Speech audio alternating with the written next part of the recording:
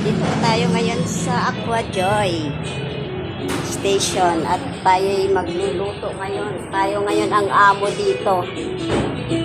Kaway-kaway dyan, Jello. Ayan, marami sila mga galon. Ayan ang kanilang. Ayan yung boss. Boss lot.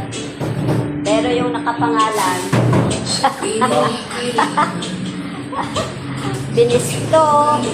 Yan po ang kanilang At dito tayo ngayon. Ito ang kanilang lamesa. At ito yung kanilang dalawang tangke malalaki. At dito ang inyong inday. Magluluto.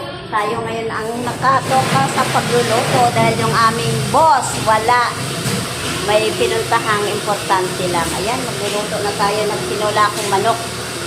Maraming gulay para yung mga tauhan ganado magtrabaho. Thank you for watching.